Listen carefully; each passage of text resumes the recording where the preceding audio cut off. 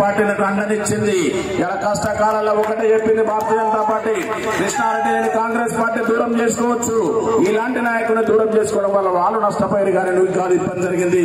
నీకు అభ్యంతరం లేకపోతే భారతీయ జనతా పార్టీకి రమ్మన్నప్పుడు నేను ఒకటే అడిగినా, అన్నా భారతీయ జనతా పార్టీలో జాయిన్ కావాలంటే నాది ఒక చిన్న విన్నపం. ఏంటిది, నా మునుగోడు ప్రాంతం 2018కి వెళ్ళి నేను ఆ ప్రాంతాన్ని డెవలప్ చేసుకోవాలని నేను బాధపడుతున్నా. ఆ ప్రాంతం వెనకబడ్డ ప్రాంతంగా ఉంది. మారుమూల గ్రామాలకు పోయినట్లయితే రోడ్లు లేవు, సాగునీటి ప్రాజెక్టులు మధ్యలోనే ఆగిపోయినాయి, తాగునీటి బాధతో ఇబ్బంది పడుతున్నారు. వీటన్నిటి కావాలని నిధులు కావాలి కేంద్రంకి వెళ్ళి. ఇవన్నీ కూడా మీరు నాకు సహకరిస్తారంటే భారతీయ జనతా పార్టీలో జాయిన్ అవుతారన్నా. అప్పుడు కేంద్ర మంత్రులైనటువంటి అమిత్ షా గారు, అదేవిధంగా జేపీ నడ్డా గారు, కిషన్ రెడ్డి గారు ఒకటే చెప్పిండ్రు, ఖచ్చితంగా నీకు హామీ ఇస్తాం, నువ్వు భారతీయ జనతా పార్టీలో జాయిన్ గా. నువ్వు అడిగింది నీ సొంతానికి అడగలే, మొన్నటి వరకు పనిచేసిన నాయకుల్లాగా కాంట్రాక్ట్ వర్కులు కావాలని అడగలే, పైసలు కావాలని అడగలే, పదవులు కావాలని అడగలే. నీకు ఖచ్చితంగా మా సపోర్ట్ ఉంటుంది భారతీయ జనతా పార్టీ జాయిన్ కమ్మరు. నేను ఇవాళ మీ అందరికి ఒకటే మనం చేస్తున్నా, కేంద్ర ప్రభుత్వ సహాయ సహకారంతో శివనగూడెం లక్ష్మాపురం ప్రాజెక్టు ఏదైతే ఉందో ఆ ప్రాజెక్టు కంప్లీట్ చేయించి మన ప్రాంతానికి సాగునీరు తెచ్చే బాధ్యత నేను తీసుకుంటానని కూడా మనం చేస్తున్నాను. అదేవిధంగా ఈ రోడ్లు అయితే వ్యవస్థగా ఉన్నటువంటి రోడ్లు ఏవైతే ఉన్నాయో, ప్రతి మండలంకి వెళ్ళి మండలం పోయే రోడ్లు ఏవైతే ఉన్నాయో ప్రతి రోడ్డును కూడా డబుల్ లేన్ రోడ్ చేపిస్తానని కూడా మనం చేస్తున్నాను. Double lane road, PT road చేపించే బాధ్యత నేను తీసుకుంటా. అదేవిధంగా గ్రామాలకు ఉన్నటువంటి ప్రతి లింక్ రోడ్డును కూడా పీటీ రోడ్ చేపించే బాధ్యత నేను తీసుకుంటాను కూడా చెప్తున్నా.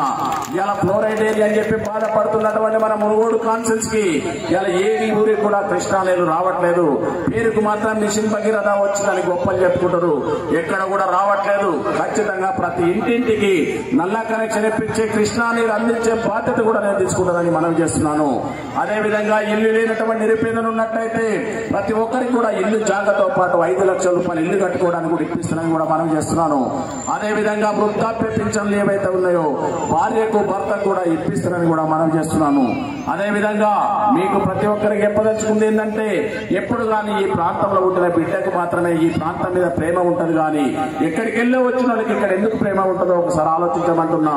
అదేవిధంగా ఇవాళ బీఆర్ఎస్ నాయకుడు ఉన్నాడు, బీఆర్ఎస్ నాయకుడు అయిపోయింది, జారుడు బండ మీ కింద జారి పడ్డాడు, ఆల్రెడీ నడవలేని లేచే పరిస్థితి కూడా లేదు. ఎన్ని చాకలి పెట్టిన ఆయన లేవడు, ఆయన పని అయిపోయింది.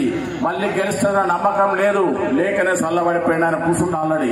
కాబట్టి బీఆర్ఎస్ నాయకుతో ఏం కాదు, ఎక్కడ భూములు ఉన్నాయి ఖర్చు పెట్టాలి, ఎక్కడ అన్నదమ్ముల మధ్యన పంచాయతీలు పెట్టాలి, ఎక్కడ భార్య భర్తల మధ్యన పంచాయతీలు పెట్టాలి, ఎక్కడ కమిషన్లు దొరుకుతాయి, ఇవి మాత్రమే చూస్తాడు. అయిపోయింది, అవినీతి మయంలో కూరుకపోయినటువంటి బీఆర్ఎస్ ఎమ్మెల్యే పని అయిపోయిందిగా, ఆయన మాత్రం రాడు. అట్లాంటి వాళ్ళకు మనకు అక్కర్లేదు. పొద్దున్నే చూడండి, నరేంద్ర మోడీ గారి సారథ్యంలో నెంబర్ 1 కాన్ఫరెన్స్ గా మునుగోడు తీర్చిదిద్దడానికి మీరు నాకు ఒక్కసారి సహకరించండి. నవంబర్ 30 తారీఖు నాడు మీరు ఆల్రెడీ కమలం పువ్వు గుర్తు మీద ఓటేసి నన్ను ఆశీర్వదించమని మనవి చేస్తున్నాను. దయచేసి మీరు ఆలోచించండి. మీరు వేసేటువంటి ఓటు ఏదైతే ఉందో చాలా ప్రతిష్టాత్మకమైంది.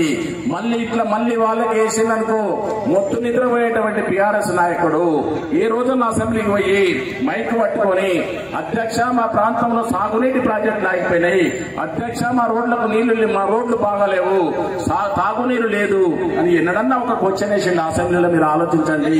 మీరు ఏదైనా ఉంటే వీడియో రివైండ్ చేసుకొని చూడండి. అట్లాంటి నాయకుడు మనకు కావాల్సింది. నేను మాత్రం చూసిన ఆయనను అసెంబ్లీలో నిద్రపోగా మాత్రం చూసిన, ఇట్లాంటి నిద్రపోయే నాయకుడు మనకు కావాల్సింది. కాబట్టి దయచేసి ఆలోచించండి. మనకు ఏదైనా కానీ పుత్ర పేదల పక్షాన పోరాడేటువంటి నాయకుడు కావాలి, 24 గంటలు అందుబాటులో ఉండే నాయకుడు కావాలి, టెలిఫోన్ లో కూడా పిలిస్తే పలికే నాయకుడు కావాలి. కాబట్టి దయచేసి ఆలోచించి నిర్ణయం తీసుకోమని చెప్పి ఇక్కడికి వచ్చి ఇటువంటి అన్నలకు, తమ్ముళ్లకు, అక్కలకు, చెల్లెళ్లకు కూడా అందరికీ చేతులు జోడించి నమస్కరిస్తున్నాను. దయచేసి ఒక్కసారి ఆలోచించి నవంబర్ 30 తారీఖు నాడు సీరియల్ నెంబర్ 3 మీద మీరు బటన్ నొక్కినట్టయితే రెడ్ సిగ్నల్ వస్తుంది. అప్పటి వరకు మీరు ఒకసారి కమలపు గుర్తుపోయండి. మునుగోడు బిడ్డను, నారాయణపురం మండలం మన సొంత మండలం, ఒక్కసారి ఆశీర్వదించండి. ఎట్టి పరిస్థితుల్లో మీకు సేవ చేసే భాగ్యం కల్పించమని చెప్పి నాయకుడే మనకు కావాలి. కాబట్టి మీరు ఒకసారి ఆలోచించండి. నేను ఈ మునుగోడు గడ్డ మీద పుట్టిన బిడ్డగా, నారాయణపురం మండలం వాసిగా చెప్తున్నా, ఒక రైతు కుటుంబంకి వచ్చిన బిడ్డగా, సాధక బాధకాలు తెలిసిన వ్యక్తిగా నేను ప్రతి ఒక్కరు కూడా మనవి చేస్తున్నా. నాకు ఒక్కసారి అవకాశం ఇచ్చి చూడండి. ఈ అవకాశాన్ని కనుక నేను సద్వినియోగం చేసుకున్నట్టయితే సెకండ్ టైం వచ్చి మీ దగ్గరికి వచ్చి కూడా నేను ఓటు అడగడానికి కూడా మనవి చేస్తున్నా. నా ధ్యేయమంతా ఒకటే, మన ప్రాంతాన్ని 119 కాన్స్టిట్యూన్సీలలో నెంబర్ 1 కాన్స్టిట్యూన్సీ గా తీర్చిదిద్దుకోవడం. దీన్ని తీర్చిదిద్దాలి అంటే కేంద్ర ప్రభుత్వం సహాయ సహకారం కావాలి. రాష్ట్ర ప్రభుత్వం దగ్గర ఖజానా లేదు, ఖజానా మొత్తం దివాలు తీసింది. ఇలా జీతాలు ఇచ్చే పరిస్థితి కూడా లేదు. కాబట్టి రాబోయే కాలంలో కేంద్ర ప్రభుత్వంతో సహాయ సహకారం తీసుకొని నా ప్రాంతాన్ని అభివృద్ధి చేస్తానని కూడా చెప్తున్నా. అదేవిధంగా గ్రామంలో ఉన్నటువంటి ఇప్పుడు నడుస్తున్నటువంటి సీసీ రోడ్లు ఏవైతే ఉన్నాయో అవి కూడా కేంద్ర ప్రభుత్వ నిధులయ్యే. ఇలా రాబోయే కాలంలో కూడా మురికినీటి కాలువలు కానీ, అండర్ గ్రౌండ్ డ్రైనేజీ కానీ ఖచ్చితంగా కేంద్ర ప్రభుత్వం సహాయ సహకారం తీసుకుని ప్రతి గ్రామంలో కూడా చేపిస్తానని కూడా మనవి చేస్తున్నాను.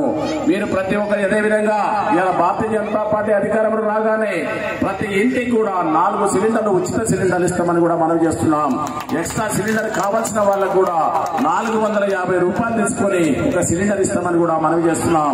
అదేవిధంగా మహిళా సంఘాలు ఏవైతే ఉన్నాయో గతంలో పావులా వడ్డీకి ఇచ్చిండ్రు, ఇవాళ పైసా వడ్డీ కాడికి ప్రతి మహిళా సంఘానికి 10 లక్షల రూపాయల ఆర్థిక రుణం కూడా ఇస్తామని చెప్పి కూడా మనం చేస్తున్నాం. అదేవిధంగా ఆడ కూతురు జన్మించినట్టయితే ఆ పాపకు బర్త్ సర్టిఫికేట్ తో పాటు ఒక ఫిక్స్డ్ డిపాజిట్ కూడా 2 లక్షల ఫిక్స్డ్ డిపాజిట్ సర్టిఫికేట్ కూడా ఇస్తామని కూడా మనం చేస్తున్నాం.